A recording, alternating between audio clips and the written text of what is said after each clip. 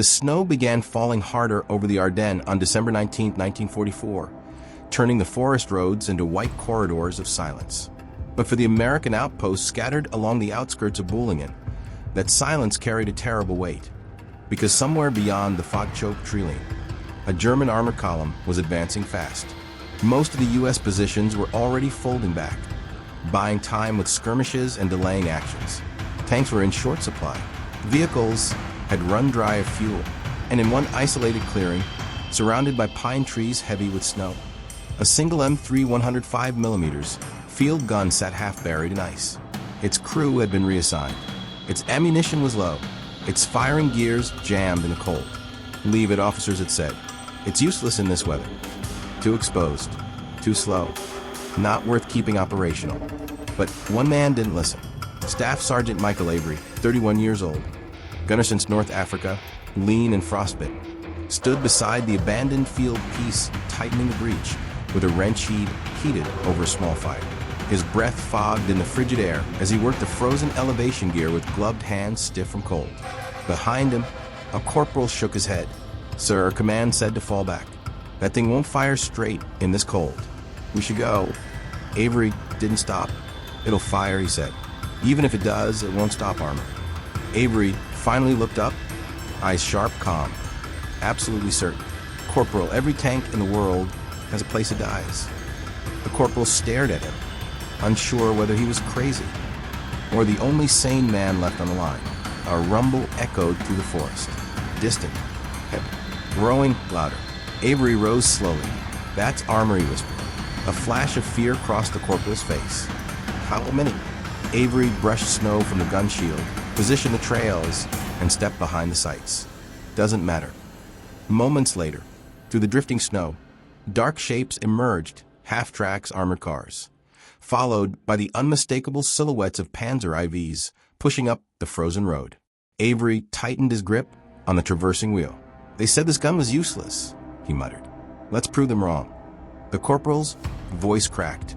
"So you're not seriously planning to engage an entire armored column alone?" Avery didn't blink. "I'm not planning to. I'm prepared to." He set his cheek against the cold metal of the sight, took a slow breath, and waited for the lead tank to crest a rise. By the time the German column realized the lonely field gun was still manned, by the time they understood the danger, it would already be too late, because this useless gun was about to rewrite the outcome of an entire sector. And Staff Sergeant Avery was about to fight a battle that would enter legend. One man, one field gun, one afternoon, an entire armored column stopped in its tracks. The first German vehicles crested the ridge at 1,310 hours, emerging through curtains of drifting snow like ghosts of steel. Their engines growled low and steady, muffled by the cold air but unmistakable in rhythm. Armored half-tracks in front, armored cars fanning out behind them, and two Panzer IVs advancing in staggered formation. From his lonely clearing, Staff Sergeant Michael Avery pressed his eye to the icy gun sight. Through the glass, distorted by frost and swirling snow, the lead Panzer looked twice its size, an iron shape cutting through whiteness, treads chewing frozen earth. Avery whispered, "Range 450. Next to him, the corporal's hands shook as he loaded a high-explosive shell. "Sir, you hit infantry and light armor with it, but that's a PZ for." "I'm not aiming for the tank," Avery murmured. He adjusted the traverse 3 degrees. "Right. I'm aiming for the column." The corporal blinked, confused, but Avery fired. Boom. The field gun recoiled violently, its metal frame groaning under the cold. The shell screamed across the snow and detonated directly in front of the lead half-track, splintering the road with a geyser of ice and dirt. The effect was immediate. The Panzer IV halted. The half-track slewed sideways. Vehicles behind it braked and collided. The entire column jammed. Avery snapped, "Load, AP." The corporal fumbled with numb fingers, but forced the armor-piercing shell into the breach. Snow stung their faces as the wind picked up. The Panzer IV's turret swung toward them. Avery inhaled once, slow, steady, and fired. Crack, boom. The AP round slammed into the Panzer's drive wheel. Metal shards erupted as the tracks snapped free. whipping into the hull with a clang. The Panzer jolted sideways, immobilized. The corporal stared, stunned. You tracked it. Avery didn't look away from the sight. If it can't move, it can't fight on its terms. The column reacts. German infantry exploded into motion. Half-tracks, all-floated troops who sprinted for cover behind snowbanks and trees. Machine gun fire erupted, stitching the air around Avery's position. Bullets hissed off the gun's shield like hornets striking steel. Sir, they spotted us. They were bound to. Avery rotated the gun again. Load, HE-frag. The corporal rammed the next round home. Avery fired into a cluster of infantry advancing through the trees. Boom. Bodies dove for cover as shrapnel tore through the snowy underbrush. But something else caught Avery's eye. The 2nd Panzer for advancing cautiously. Turret scanning over the top of vehicles. Measuring distances. Calculating angles. Preparing to fire. Avery's heartbeat steady. Fast. The corporal scrambled, grabbed a fresh armor-piercing shell, and forced it in with a shove. The Panzer IV stopped broadside, its commander popping from the hatch to assess the situation. Avery fired. The shell hit the Panzer's turret ring, sending sparks and fragments spraying upward. The commander slumped back into the hatch. The turret stopped moving. Hit, Avery said flatly. Loader, you disabled 2 tanks already. No, Avery corrected quietly. I slowed the second one down. Now let's stop the column. The terrain becomes a weapon. The road curved down from the ridge in a gradual S shape, steep enough that any immobilized vehicle turned into a barrier. Avery saw the opportunity instantly. Target the road, he said, not the tanks. The corporal hesitated. The road? Avery nodded. We collapse it under them. He shifted the gun elevation to strike where the snow had piled thick over soft soil. The Germans, assuming the ground was frozen solid, clustered their vehicles too tightly. Avery fired. Boom. The round tore into the snowbank at the edge of the road.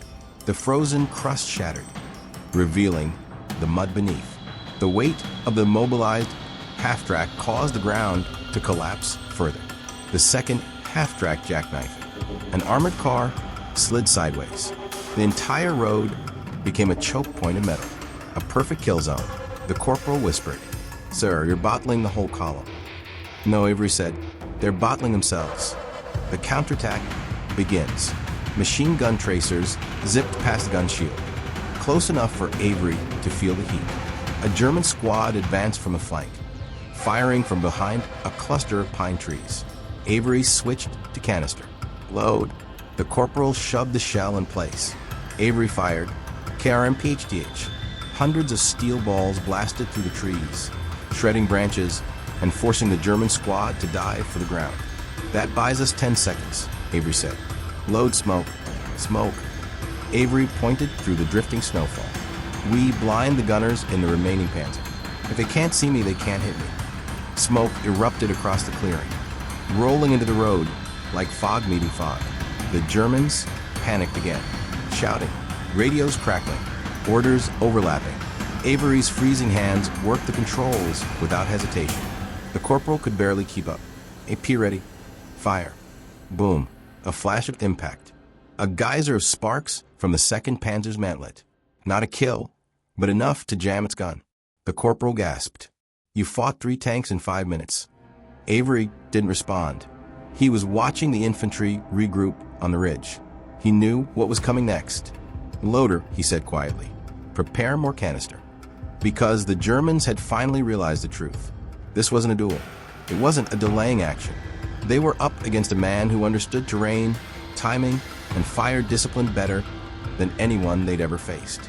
And Staff Sergeant Michael Avery was just getting started. The wind shifted at 1,320 hours, scattering Avery's smoke screen and revealing the wrecked front of the German column. Vehicles stacked in a frozen choke point, engines sputtering, crews shouting over one another. The mobilized lead half-track blocked the road. The 1st Panzer IV lay twisted at an angle, track broke. Snow continued falling, muting the chaos but sharpening the tension. Behind the gun shield, Avery's breath fogged against the metal. He wiped frost from the sight and spoke calmly. Loader canister ready? Nicholas, shivering, terrified, and working through numb fingers, forced the shell into the breach. Ready? Avery scanned the tree line. German infantry were moving again, this time carefully, deliberately, spreading into assault formations. They're adapting, he said. Good. That means they'll stop rushing and start thinking. The corporal swallowed. Isn't that bad for us? Avery exhaled slowly. It's bad for anyone who hides. But we're not hiding. He pivoted, the gun left. We're shaping the battlefield. The first infantry wave. Dozens of German soldiers advanced through the woods. Some crouching, some belly crawling. Others leapfrogging from cover to cover. Their MG teams set up behind down logs, stitching suppressive fire across Avery's clearing. Bullets smacked the gun shield, punching sparks off the steel. The corporal ducked instinctively. Sir, they're zeroing in. Avery didn't flinch. Not yet. He waited until the MG team shifted positions to advance. Now, he fired. KRM-PHTH. Canister erupted outward, shredding branches and blasting the machine gunners off their feet. Two more infantry groups dove for cover, shouting in panic. The corporal peeked over the shield, wide-eyed. You bought us 30 seconds, maybe less. Avery nodded. Then we used them. Repositioning under fire. Avery leapt from behind the gun shield and kicked snow away from the trails, moving with surprising speed for a man half-frozen. He shoved the left trail 3 feet clockwise, angled the right 2 inches inward, and slammed the stabilizer spike into the earth. The corporal stared at him like he'd lost his mind. Sir, they're firing at us. Avery grunted. They always fire at you before you fire at them. He swung the gun just in time to see a German squad breaking from the tree line on the right flank, charging downhill, counting on the blind spot created by the smoke and the shallow angle of the slope. Avery spoke without emotion. Load HFRAG. Shellin. Breach closed. Fire. Boom. A snow-covered tree exploded into splinters. The shock waves scattered the entire squad. Some fell. Others scrambled back toward the ridge. The corporal blinked. You hit the tree, not them. Avery nodded. Exactly. Trees multiply shrapnel. The column tries to reorganize. Meanwhile, down on the frozen road, German officers tried to rally their armored units. Tow cables. Clear the lead track. Panzerwehr, angle the turret. Cover the infantry. Artillery support requested. Coordinates. Avery smirked. They're trying to unjam the road. That's their only way out. But they'll succeed, the corporal whispered. They have engineers, tools, everything. Avery adjusted the elevation wheel. Not if we take away what little road is left. He aimed not at a vehicle, but at the patch of snow-soft ground beneath the immobilized half-track. Loader. The corporal realized what Avery was doing seconds too late. Oh no. Avery fired. Boom. The explosion sheared away the remaining support under the lead vehicle. The entire nose of the half-track dropped into a frozen culvert. The road, already unstable from Avery's earlier shot, collapsed another foot. The German officer nearest the wreck shouted in disbelief. The road is giving way. We're trapped, get the pack gun. Avery muttered, there it is. The what? The corporal asked. Avery pointed through the sight. They're bringing up an anti-tank gun, the duel with the PaK-40. A low silhouette appeared behind the wrecked vehicles. Long barrel, thin wheels, crew running to position. A PaK-40, 75 millimeters, efficient, lethal, designed to kill tanks and field guns alike. The corporal's voice cracked. Sir, we're done. That thing outranges us. Avery didn't blink. If he can't see us, he can't outrange anything. He pivoted the gun, aimed slightly left of the PaK crew. Loader smoke. Smoke. Sir, load. The shell slid home. Avery fired. Thick gray-white. Smoke blasted across the road. The PaK-40 disappeared behind a veil of fog. German voices erupted. Where is he? I lost sight, hold fire. Spread out and find the muzzle flash. Avery was already preparing the next shot. Loader heat. The corporal froze. Sir, that's our last heat round. Avery said very quietly. One round is all I need. A shot through blindness. Snow fell harder now. Flurries swirling with smoke, obscuring everything. Avery could barely make out shapes beyond 200 meters, but he could hear the metallic clank of the PaK-40 being repositioned. He closed his eyes, listened, counted the seconds between crew commands. Then he adjusted 3 degrees to the right. Fired. Boom. The heat round punched through the smoke and struck with a hollow metal crack.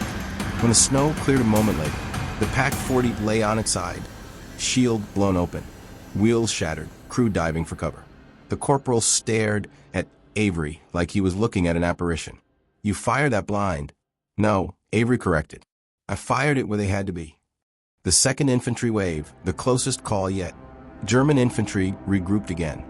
But this time, they weren't rushing. They pushed forward in 2 stagger teams, advancing with discipline. This was the moment Avery feared. "Tight formations," he whispered. "They're learning." The right-hand squad advanced around the ridge in a flanking maneuver. If they reached even 50 meters, they could overrun the position with grenades. Avery calculated the angles. Too close for heat, too spread for direct canister. He chose the only option left. "Loader, double charge." The corporal froze. "So we only do that for..." "Load it." A double charge canister shot was devastating at close range, but dangerous to the gun crew. The recoil could crack a trail or shear a bolt in freezing weather. The corporal slammed it home. Avery fired. KRMPHDH. Wham! The gun nearly jumped off the ground, but the effect was immediate and violent. The right flank infantry squad was thrown into chaos, snow exploding around them as steel balls tore through their assault line. Those who weren't hit fell back in panic. The corporal stared at the gun, panting. "We can't keep shooting like this. The recoil will break the peace." Avery glanced at the ridge, where the remaining German troops were regrouping for a final assault. His voice hardened. "We only need the gun to survive a little longer." And as the snowstorm thickened, the German armored column, still trapped, still blind, and still under fire from a lone American field gun, prepared for one last desperate push. Avery wiped frost from the sight. "Loader," he said quietly. "Next round." The battle for the clearing was only beginning. By 1336 hours, the battlefield had transformed into a frozen labyrinth of smoke, collapsed earth, burning vehicles, and drifting snow. Avery's clearing, once silent and unremarkable, now resembled the hinge point of the entire German advance. If the armored column broke through, the road to Bullingen would open wide. If Avery held them here, even for an hour, the American lines behind him could reorganize. He knew this. The Germans knew it too, which is why their next attack came with precision. The 3rd wave. Coordinated discipline, dangerous. Avery wiped frost from his eyelashes and leaned into the gun sight. Through the swirl of snow, he saw shapes shifting. Infantry squads moving low and fast, advancing in a 3-pronged assault. The corporal tensed. "Sir, they're not rushing anymore." "No," Avery said quietly. "They're hunting." 3 squads, left, center, right, supporting MG teams behind them, more disciplined than the earlier waves. Avery's knuckles tightened on the elevation wheel. "They finally stopped underestimating us." The corporal swallowed hard. "So does that make things better or worse?" Avery didn't answer, because the truth was both. Center assault, the first breach attempt. The center squad sprinted through the smoke, crossing open snow in short bursts, faster and more tactical than before. They weren't firing wildly. They were closing the distance. If they reached grenade range, the battle was over. Avery snapped. "Loader, HE frag." Shell slammed it. Avery fired. Boom. The round detonated just behind the squad, cutting their advance in half. A few fell. The surviving soldiers scrambled behind a fallen pine trunk. Avery shifted left. "They'll regroup." 10 seconds. The corporal nodded, trembling. "Then we fire again?" "No," Avery said. "Then we deal with the flank." Left flank. MG team sets up a kill line. A German MG-42 crew took position behind a boulder, barrel pointed directly at the field gun. The machine gun's silhouette was unmistakable, even blurred by snow. Avery muttered, "That gun will tear the shield apart." The corporal grabbed a shell. "Canister?" "No, they're behind cover." "Then what?" Avery adjusted the aim. "High, very high." "Loader." He timed airburst. The corporal hesitated. Sir, timed? In a storm?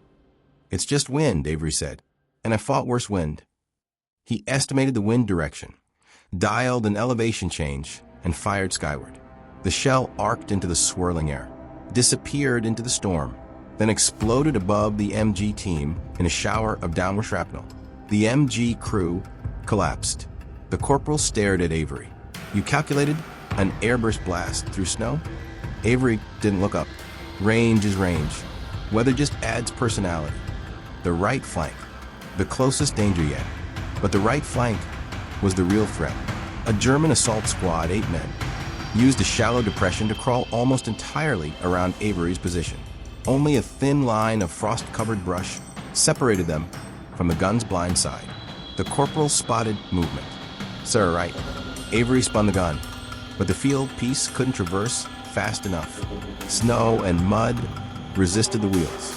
The gun groaned under stress. No shot, Avery muttered. The Germans were now too close. The corporal grabbed his rifle, panicked. Sir, we can't stop them with a gun. Avery's voice dropped to a whisper. Yes, we can.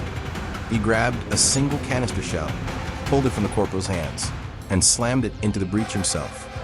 Something he almost never did. Double charge, he murmured. The corporal's eyes widened.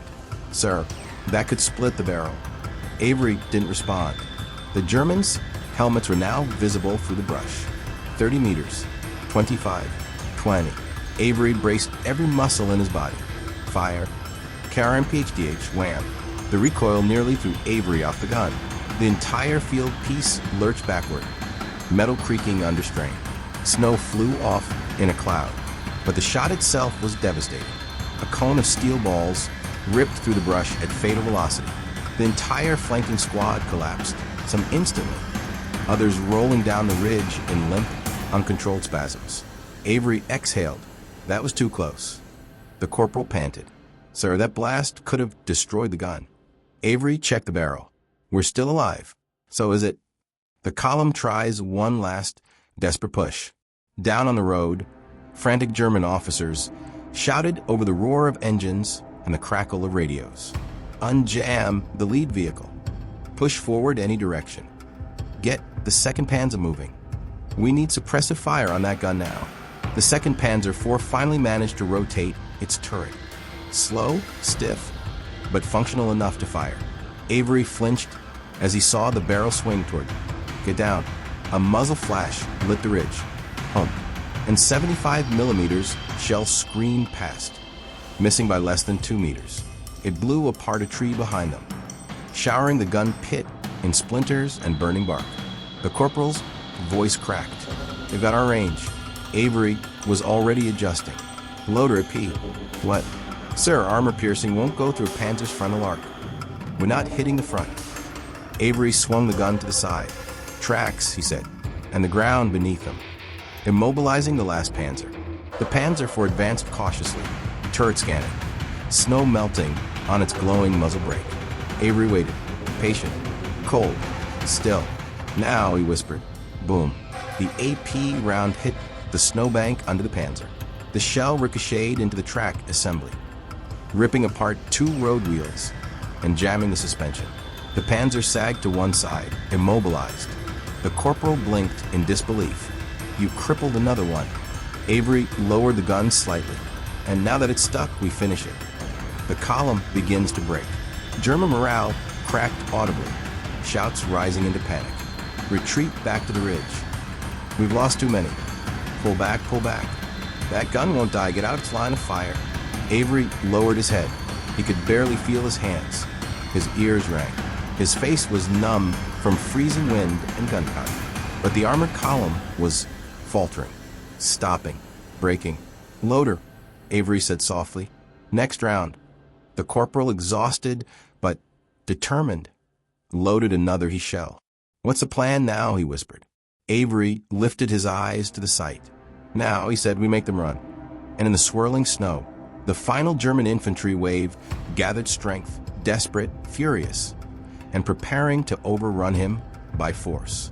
Avery steadied his breath. The battle wasn't over, not even close. The wind howled harder across the clearing at 1,348 hours. driving icy needles of snow into Avery's face.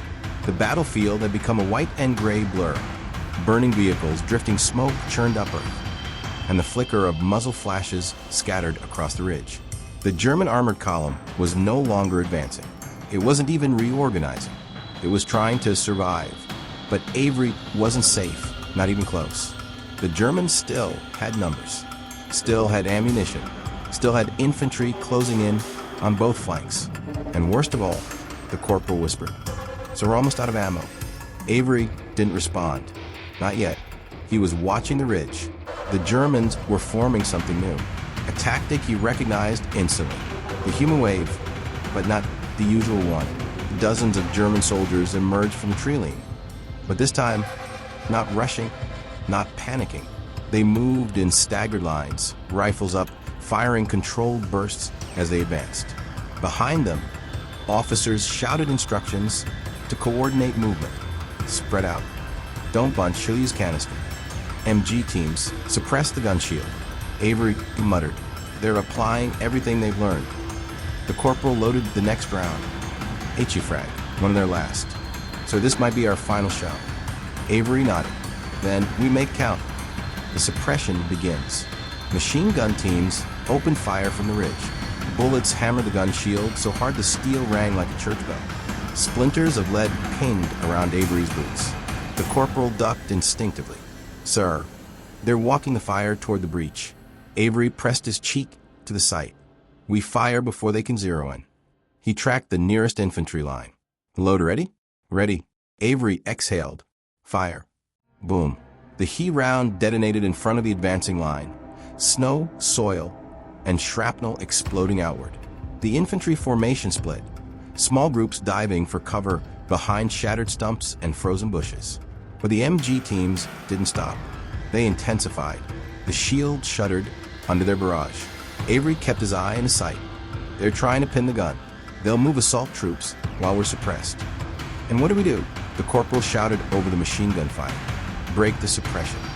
Avery swung the gun toward the muzzle flashes on the ridge. "Loader canister." The corporal blinked. "Sir, canister at this range." "It won't kill them," Avery said, "but it'll make the move." The corporal slammed the shell in. Avery fired. KRMPHDH. The storm of steel balls didn't reach the MG team directly, but it ripped apart the tree they were using, forcing them to scatter. Avery spoke rapidly. "We have a window. 20 seconds. The flank reinforcement. Danger closing in." But as soon as the MG team broke position, Avery spotted something worse. "Sir, left flank," the corporal cried. A group of German grenadiers, 6 men, were advancing low through brush, using the terrain Avery's gun couldn't traverse toward. Avery calculated quickly. Angle too steep, traverse too limited, rounds too few. He couldn't hit them with the gun. "Sir, what do we do?" Avery looked down at the toolbox, lying half buried in snow beside the wheel. "Hand me the wrench." The wrench. Avery grabbed the long metal tool, leaned out from behind the shield, and hammered the frozen left trail with all his strength. Once, twice, 3 times. The trail shifted a full 6 inches, just enough. He swung the gun hard. The corporal stared in disbelief. "You moved a field gun by hand?" Avery's voice dropped into a growl. "I'm not dying here." He sighted the grenadiers. "Loader double-charge canister. We only have 2 left. Use 1. The corporal rammed the shell in. Avery fired. KRMPHDH. Wham! The blast obliterated the brush. Snow flew in a massive wave. The grenadier squad vanished under a storm of steel and splinters. Avery whispered, "That's 1 flank. The final ammo count." The corporal checked the ammunition crate with shaking hands. "Sir, we have 4 rounds left. Total." Avery nodded. 3 HE-frag. "That's it?" "That's it." The corporal looked like he might break. "Sir, that won't stop another push." Avery didn't look at him. "We won't need to stop another push." "What does that mean?" Avery stared through the swirling storm, watching the German soldiers regroup again behind the wrecked column. "It means," he said, "they're about to retreat." The turning point, psychology over firepower. German voices echoed faintly across the snow. "We can't break the gun. Armor disabled. Road blocked. Casualties rising. Pull back. We're too exposed. Fall back to the ridge. Avery saw it happen. The infantry formations crumbled. Machine gun teams began packing up. Officers signaled withdrawal. One by one, German soldiers backed away toward the tree line. Avery didn't cheer, didn't smile, didn't relax. He only spoke 3 words. Loader, AP shell. The corporal frowned. Sir, they're retreating. We don't need. Avery shook his head. One more thing to do. The last shot. The retreating soldiers were moving behind the disabled 2nd Panzer IV, using its hull as cover. The tank's turret was stuck, but its armor still shielded the ridge path. Avery aimed at the tank's lower side plate. Why hit it again? The corporal whispered. Avery answered, because when the last tank moves, the last soldier moves. If they think we still have rounds left, they'll run faster. He fired. Boom. The AP shell hit the Panzer's side with a shriek of metal. The tank shuddered violently and belched smoke from its cracked engine deck. German soldiers panicked, abandoning their cover and sprinting up the ridge. Avery watched them go. And finally, he lowered his head. His breath shook. His hands trembled. For the first time since the battle began, the clearing fell silent. Silence after the storm. Snow drifted peacefully again. The German column was gone, not advancing, not preparing, but retreating. Avery leaned against the gun shield, exhausted. The corporal collapsed onto the snow, panting, laughing weakly. We did it, sir, we actually... Avery spoke quietly. No, we held the line long enough. He looked toward the distant tree line where German forces had vanished. And that, he added, was all that mattered today. For several long minutes, Staff Sergeant Avery and the corporal simply breathed, steam rising from their lips in the freezing stillness. The clearing looked unreal now. Smoking wrecks half buried in snow-splintered trees, footprints scattered like frantic arrows, and the faint echo of retreating German boots fading into the forest. But Avery wasn't finished. Not until he could be certain the column wouldn't regroup. He pushed himself upright, every muscle aching from cold and recoil. Corporal, he said hoarsely, ammo check. The corporal opened the splintered crate. We're completely dry, sir. He forced a thin smile. Guns empty. I think we are too. Avery nodded. That was fine, because the fight had changed. Now it was a battle of maneuver and intelligence, something Avery understood deeply. Ensuring the retreat is real. Avery grabbed his binoculars and moved toward the tree line, keeping low. Snow crunched softly under his boots as he scanned the ridge. He counted. Disorganized infantry pulling back. Engineers abandoning repair tools. MG teams hauling sled-mounted ammo crates uphill. A medic dragging a wounded officer through the snow. And most important, no attempt to reman or recover the destroyed vehicles. That was the sign Avery needed. The Germans weren't repositioning. They weren't forming a second assault. They were quitting the field. The corporal joined him, rubbing his hands together for warmth. Sir, is it really over? Avery lowered the binoculars. For them, yes. He pointed to the wrecked Panzer IVs and collapsed road. For us, not quite. A new problem appears. A faint metallic groan echoed through the clearing. The corporal froze. Sir, please tell me that's not another tank. No, Avery said softly. It's the road giving up.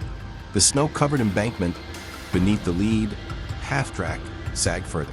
The entire structure, frozen earth, wet soil, broken culvert, started to collapse like a slow-motion landslide. Avery realized immediately, if the road collapsed completely, it would cut off the American ability to reinforce or recover this area for days. The corporal's eyes widened. Sir, our guys won't reach us if that road falls. Avery nodded. Worse, if it collapses entirely, the enemy might use the forest route to flank south. We need to stabilize it. The corporal stared at him. Using what? We're 2 men with an empty field gun. Avery gripped his shoulder. 2 men who know exactly what terrain can do. Improvised engineering under fire-damaged terrain. Avery sprinted to the wrecked half-track, boots slipping on ice. He inspected the collapsed ground beneath it, studying the soil composition, the angle of failure, the weight distribution. Corporal, he called. Bring me the toolkit. as the corporal dragged the battered box across the snow. Avery issued rapid instructions. Grab the jacks from the half-track. Use the front winch cable as a stabilizer. We angled this carcass sideways to distribute weight across the ridge. The corporal blinked. We're using an enemy vehicle as a support structure? Avery nodded as he crawled under the wreck. That's exactly what we're doing. Together, freezing and exhausted. They worked, wedging metal plates under sagging earth, tightening cables around tree stumps, using 2 broken road wheels as wedges, anchoring the half-track in place like a dead man brace, clearing snow to prevent ice weight buildup. Avery grunted as he strained against a stubborn piece of frozen soil. Come on, hold just a little more. After 20 minutes, he stepped back. Corporal, check the ridge. The corporal climbed the slope, scanned the road, then called down. It's holding. Sir, it's actually holding. Avery allowed himself a brief smile. Good. Our supply line stays open. Preparing for potential counterattack. Avery returned to the field gun and wiped soot from its breech. The corporal looked at him skeptically. Sir, the gun's empty. Avery nodded. Yes, but the Germans don't know that. He angled the field piece toward the road again, adjusting elevation as if expecting another assault. Even the posture of readiness could intimidate any German scouts probing the area. Snow began to fall more softly now, bigger flakes drifting lazily downward. The clearing felt quieter, calmer, almost peaceful. But Avery's eyes remained on the tree line. The corporal finally asked, Sir, why did you stay? Why fight alone? Why risk all of this for a gun everyone said wasn't worth keeping?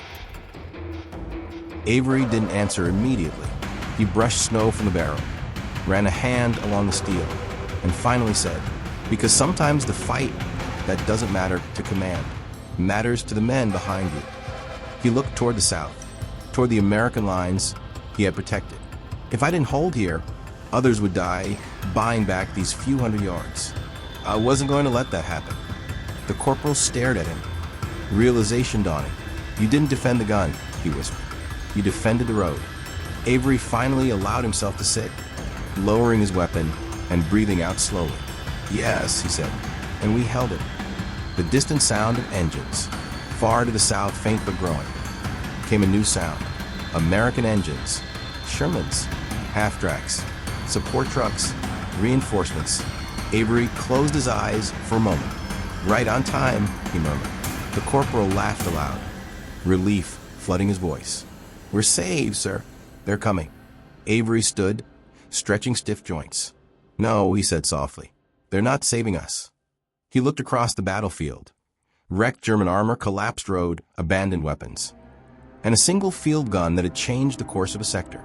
We already did the hard part. When the first American reinforcements pushed to the snowy trees at 1,435 hours, they expected to find the forward line wiped out, the road overrun, and German armor pressing hard toward the division's interior. Instead, they found a scene so strange, so implausible, that several soldiers later admitted they believed they were walking into a dream. Burning half-tracks lined the forest road. 2 Panzer IVs sat immobilized, one smoking, one cracked open along its suspension. German infantry weapons lay scattered across the snow in hasty retreat. And standing beside a battered M3 105mm field gun, coated in soot and ice, was a single exhausted staff sergeant and one frostbitten corporal. Avery didn't speak when the lieutenant approached him. He simply stepped aside and gestured at the battlefield. The wrecked armor, the bodies, the churned earth, the improvised structural braces keeping the road from collapsing. The lieutenant whispered, Who held this line? Avery answered quietly, We did, sir. The lieutenant stared at the 2 men, then at the gun, then at the impossible outcome. You stopped an armored column. Avery shook his head. No, we shaped the ground. The gun just spoke loud enough that they listened. The reports that no one believed. When division intelligence reviewed the scene, their initial reaction was disbelief. 6 vehicles destroyed or crippled. Dozens of German wounded abandoned. An entire battalion halted for over an hour, all with a gun that multiple officers had marked as unfit for deployment. A major asked Avery for a full recounting. Avery handed him a notebook instead. Weather notes, firing calculations, soil predictions, wind shifts, and ranges estimated by how the snow broke over the road. "This is how we fought," Avery said. The major read through a few pages, eyebrows rising. "You did all of this in the middle of a blizzard?" Avery shrugged. "I didn't have time for the storm to stop." The legend grows. Within 2 days, word spread across the regiment. Avery's gun stopped a whole German column. The 105 they abandoned. He brought it back to life. Guy fought tigers with he and won. He used the terrain like a weapon. The story changed slightly in each telling. Some said he destroyed 10 tanks. Others said he fought alone. Others insisted he froze the breach shut and thought it with pure anger. Avery didn't correct any of them. The men needed stories like that during the Ardennes winter. After the war, Avery returned home in 1946, taking a quiet job repairing farm equipment. He married, raised 2 children, and seldom spoke about the war except to answer one question. "Dad, were you brave?" His answer was always the same. "I wasn't brave. I was responsible." His old corporal, however, told the story everywhere he went: the battle of the gun, the impossible stand against armored vehicles. For decades, veterans magazines wrote letters asking if the tale was true. The corporal always replied, "I was there. You don't forget watching one man rewrite an entire battlefield." Legacy of the useless gun.